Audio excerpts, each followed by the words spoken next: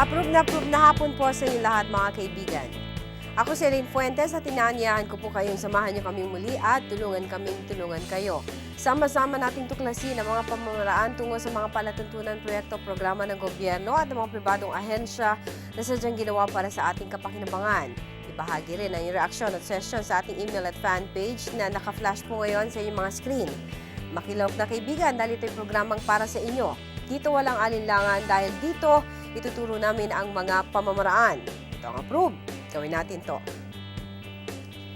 Ang edukasyon ang pamana ng mga magulang sa mga kabataan na hindi pwedeng nakawin o agawin. Kaya ito'y napakahalaga lalo na doon sa mga nakauunawa kung ano-anong mga pintuan ang maaaring buksan para sa isang taong nakakuha ng tama at magandang edukasyon. Kung ano ang handog ng gobyerno tungkol dito at para dito. Ngayon ay ating tatalakayin dito sa APRUB. Huwag kayong aalis, magbabalik po kami.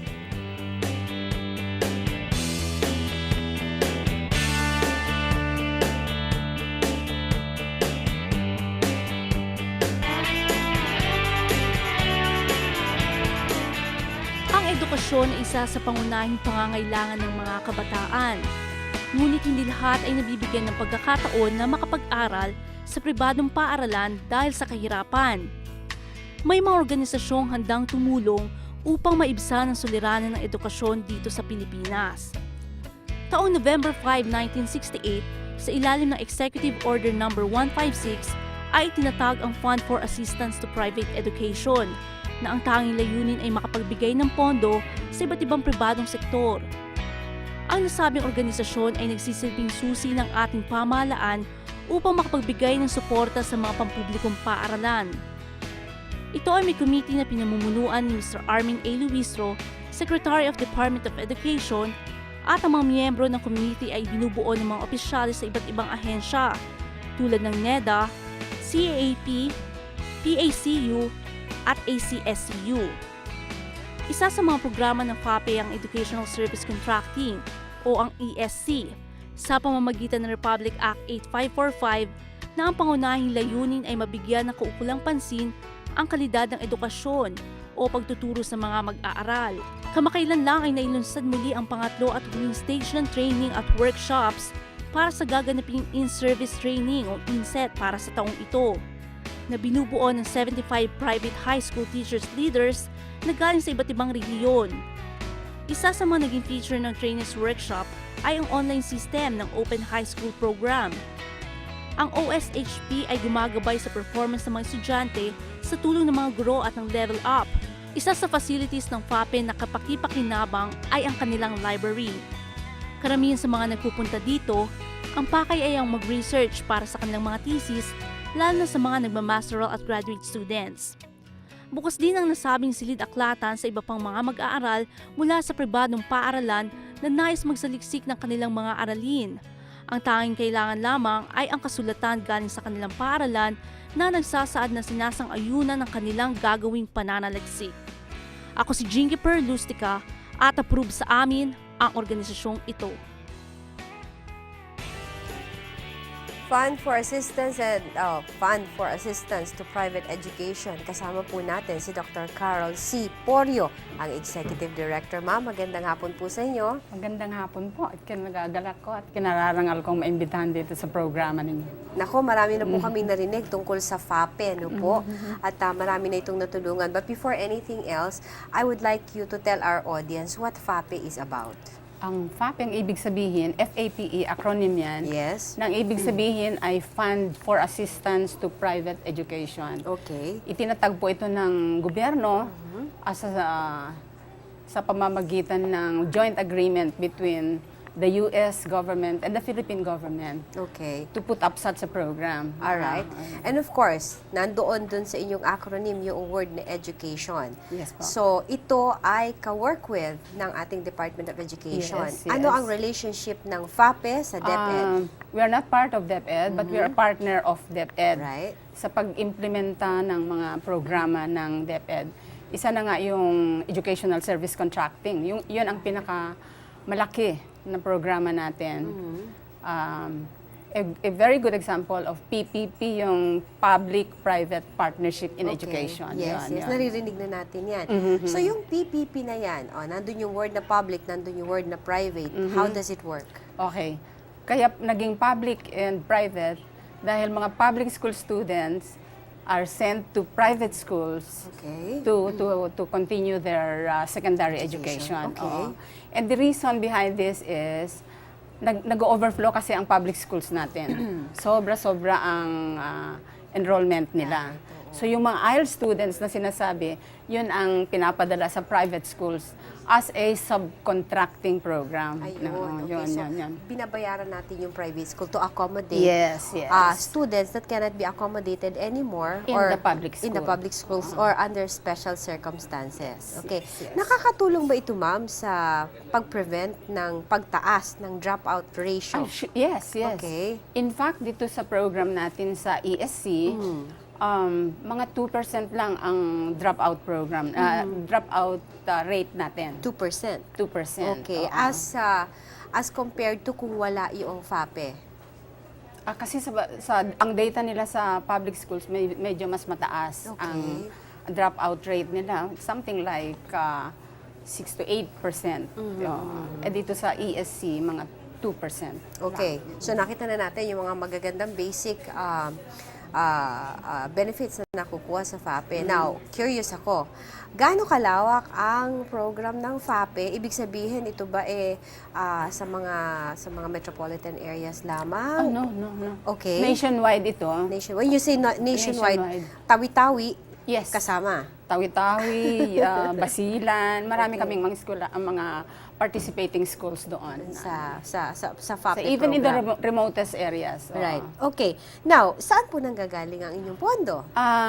Ito, government program kasi ito eh. Okay. So galing sa GAA ito. Kaya Okay. nga may nakapaloob sa isang law, and which is called the GASP law. Okay. Government Assistance to Students and Teachers in Private Education. Ayun, Yun. GASPE. GASPE. Okay. Yeah. Pero nung nagsimula ang FAPE, meron kasing fund na pinagsimulan yan, ano? Yes, Okay. yes. Saan ito, ma'am? Galing sa US. Galing sa US government ito. Okay. Which was later augmented by the Philippine government. So may trust fund yan. Okay. Na May hindi- trust fund na hindi pwede galawin. Hindi pwedeng galawin yung principal. Okay. Ang pwede lang na magagalaw doon ay yung interest earnings yung mga Right. earnings ng fund. Okay, yung pinaka-interest niya Yes, na. O kaya yung yes, pinag-investan kung meron man. Okay. Now, ma'am, gaano karami ang nakikinabang na dito sa FAPE?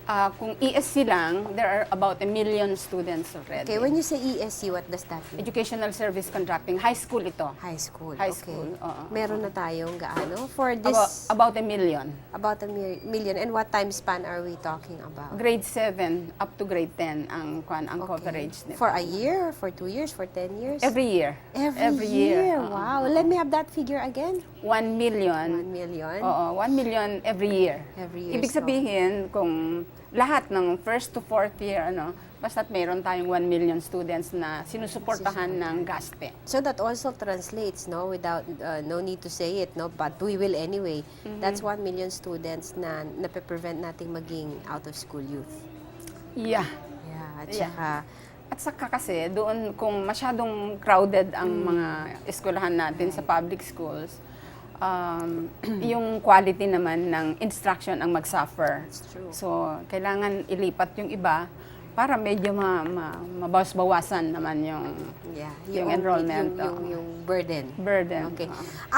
Medyo na-curious ako ng konti. Ano ba ang ideal ratio ng isang classroom, isang teacher, at saka estudyante? Wala naman yung hard and fast na formula dyan. But ideally, mga 40, yun dapat ang maximum level, 40 to 45. Right. Yan ang according to ADB, Right. yan ang ideal number. Pero in some schools kasi, marami. Alam natin yan, di ba?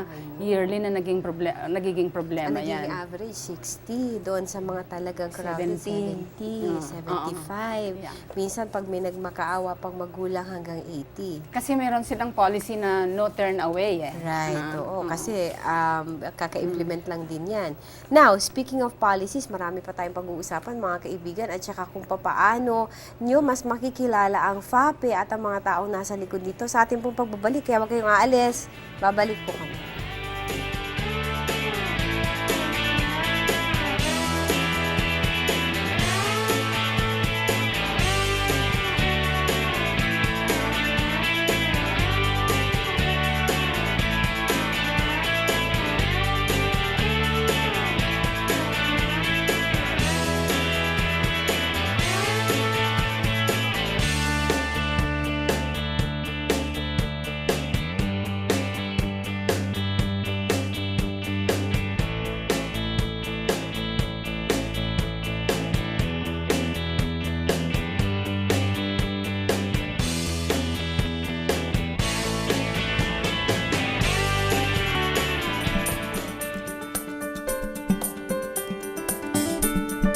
Mula sa Philippine Animal Hospital Association, ako po ay nagpapasalamat sa pagkakataon na binigay ng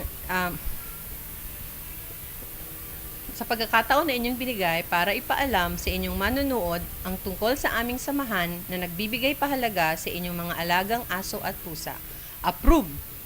Kami sa Children International ay masaya dahil na-identify kami na approve to give us yung time na malaman ng ating mga kababayan na merong ganitong klaseng programa sa Pilipinas.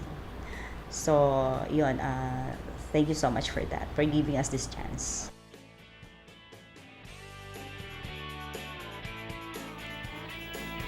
Alright, we are back. Kasama pa rin natin si Dr. Carol C. Porio, Executive Director ng Fund for Assistance to Private Education. Kanina naman pinag-uusapan natin, no? 1 million students a Grantees. year. Oo, yeah. Grantees ang tawag natin. Ang tawag namin. Hindi Okay. sila scholars. Oo, grantees. Grantees, Oo. yes. Iba yung scholar eh. Pag sinabi mo kasing scholar, full subsidy. Correct. Pero ito kasi partial ang Partial subsidy. lang. Okay. Dapat kang nasa public pero hindi kaya ng public napunta ka because you qualify. There are qualifications also, no? Ang commitment lang ng bata. So At saka kailangan ma-promote siya Okay. the next year. Hindi siya pwede bumagsak. Hindi siya pwede Okay. bumagsak. Speaking of commitment ng bata, meron kasing absenteeism, no? Lalo na Yes, sa mga yes, public yes. schools, no? For Mataas, financial oo. or health matters. Paano to hinahandle ng FAPE? Absenteeism. Yes. Kaya hindi masyadong nagiging problema sa sa mga FAPE Grantees. grantees, yung mga yung ganyan. Unless of course na the reason is parang force majeure, there are armed conflict in that area, or because of natural calamities, they have to transfer to another. Yun ay wala sa control ng mga magulang yan. So, yun usually Pinagbibigyan ang yun. pinagbibigyan. Okay. Now, we're talking about absenteeism na ito ay part na ng evaluation and monitoring natin. Kasi sayang naman yung pera kung hindi may Yes, yes, pupush yes. through. Ano po yung mga safety valves ninyo Okay. sa monitoring? Monitoring. Usually, they are visited every once in a while para tingnan kung andoon pa yung mga grantees natin. Right. At saka meron pa kaming dinevelop na program nga dito sa ESC na kung sakali ang estudyante ay hindi kayang pumunta sa eskwelahan araw-araw. Right. Because of poverty, because of whatever reason. Geography. Malayo masyado, tumutulong sa magulang, yung mga ganon. Meron tayong sinasabi na Open High School Program under the ESC. Okay. It's blended learning actually. Okay. Blended learning. Yes. Interesting. Opo. Ano ibig sabihin ng Blended learning? in the sense that some subjects, like the 5 core areas, Math, Science, English, Filipino, and Social Studies, they can already do that online. Meron tayong online program sa high school na sinimulan sa grade 7 last year at sa grade 8 na ngayon. Okay. So, if the students are not able to go to school, no, at na-establish na wala siyang kakayanan na ilalagay natin sila doon sa blended program where they are obliged to come to school not on a regular basis but once a week or once a month, depende sa arrangement between the parents and the and the, But they have to comply with the advancement Yes. level na Oh, yes. isiniset ng FAPE. Yes, dahil may evaluation na rin pati doon sa online system natin. It's an interactive program na lahat ng courses, yung 5 area of core, doon nila makukuha sa online program. Okay. Now, ma'am, you mentioned that this is, of course, a partner of the DepEd, no? Ibig sabihin, through the partnership of FAPE with DepEd, eto na yung napasok sa scenario ang private educational Private institutions. education, yes, Yeah. yes, yes. Sa mga malalayong lugar, syempre, medyo mahirap ang communication dyan. So, minsan, merong personality differences, ang DepEd Regional Director, at saka yung mga may-ari ng private schools. Paano hinahandle ng FAPE yung mga differences na ganun so as not to affect our grantees? Wala pa naman kaming experience Wala pa, na gano'n. You know why? Because we have the Regional Project Committee consisting of the DepEd Regional Director. Meron din siyang co-chair na private school school representative. So, magkatapat sila. Yes, they belong to one committee na sila ang nagde-decide ng mga matters na Okay. relating to concerns in the region. Right. So, meron tayong mga safety, safety mechanisms Oo, dyan. na naka-in-place na. Naka-in place na hindi makaka-interfere ang personal Right. na grudges or Personality Yes, differences yes, sometimes. personality. Wala Okay. yun. Kasi maliwanag na yung implementing rules and regulations natin. That's very good to Nakapaloob know. lahat That's doon, very no? good to know. Now, I have another question for you. Kasi pera pinag-uusapan dito, Yes, funding, yes, no? Alam yes, naman yes. natin kapag pera pinag-uusapan, the temptation for abuse is always there. So, how do we make sure na napipigilan natin yung possible abuses dito sa FAPE? Okay. Wala na sigurong pwedeng mag-abuso dyan. Alam mo kung bakit? Dahil billing statement, naka-online system tayo. No? Okay. Enrollment, naka-online system tayo.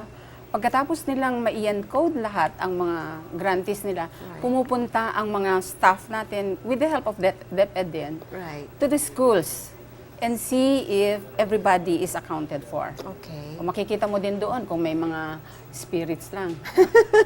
Ghost ang tawag namin doon. Parang ano, no, Oo. yung mga voters natin Yes, yun yes, na flat. palagay ko Oo, mabubuhay na naman. mabubuhay na Okay. naman, oo, Kayo, oo. meron kayo safety measures Yes, na yes, nag-i-inspect yes. talaga? Yes, yes. Okay, okay. Very strict ang monitoring system natin. So, Okay.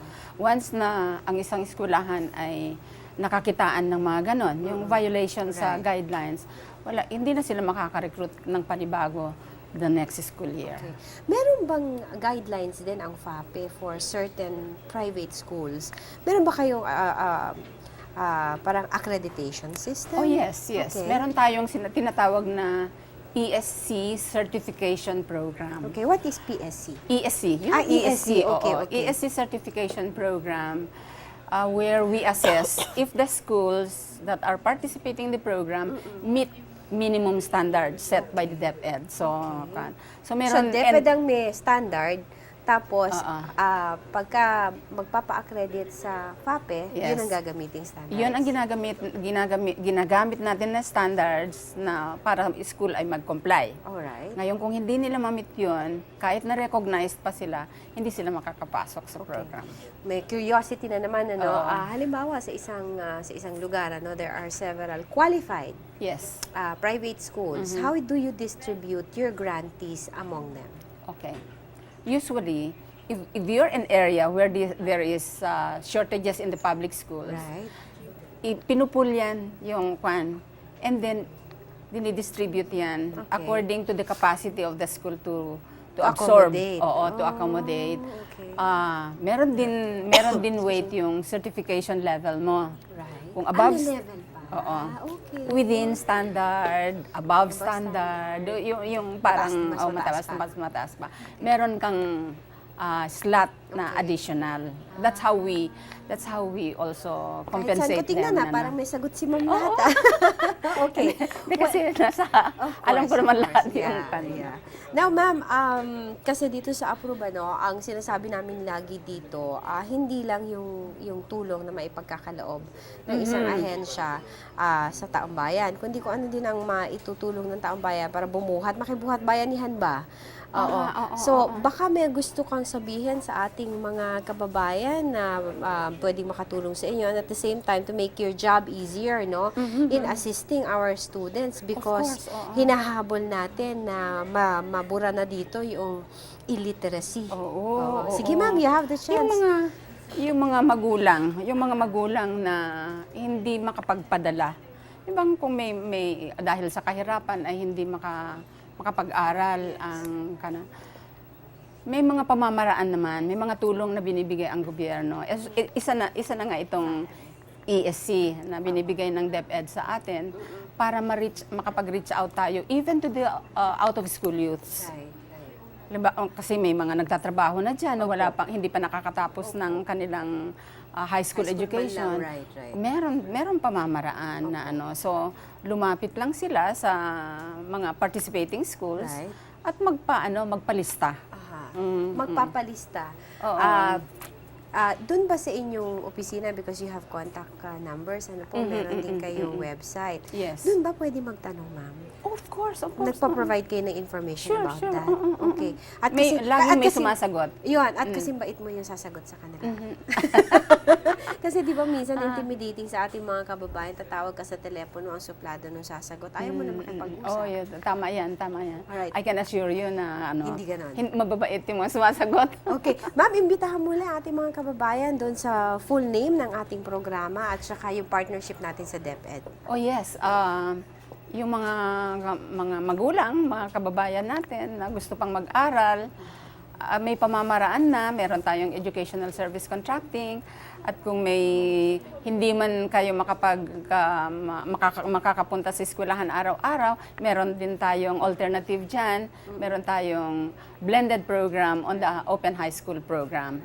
At kung ikaw ay marunong mag-computer, marunong mag-internet, pwede ka pa rin gumamit nun. Ngayon, kung wala kang internet facilities, meron pa din tayong modules na. So, wala na sanang dahilan. Kahit na hindi ka makapunta sa eskwelahan araw-araw, wala nang dahilan na hindi ka makapag-aral sa high school. Ayan. Pag hindi ka pa nakapag-aral kahit sa high school, ikaw na may kasalanan. Yes. Kasi pinagkakaloob na. Yeah, Alright. ang dami-daming pamamaraan na ngayon na provide ng ating gobyerno. So, take advantage po kayo. Ayun ang maganda. Take Yes. advantage of it because it's Yes, there. yes. Okay. Mga kaibigan, huwag kayong mag-alala because we are going to flash on your screens the contact details for the FAPE at pangako naman ni Dr. Carol Porio, ating bisita ngayon. Kasi bait niya yung sasagot sa telepono at saka sa inyong mga inquiries, no? Kaya wag na po kayong mag-alala, wag na kayong Mag-atubili. matakot, mag-atubili. Ang ganda, Tagalog. Mag-atubili. At kayo po ay kumontak na sa kanila. Ma'am, maraming salamat po. It was a pleasure having you here. The pleasure is mine too. Okay, and thank you very much and more power po. Thank you too. Thank you. Mga kaibigan natin po nakasama, si Dr. Carol C. Porio, Executive Director ng Fund for Assistance to Private Education, hand-in-hand of course with the DepEd, our national government, and some of the private schools. Okay, Alice, magbabalik pa na ng APRUB.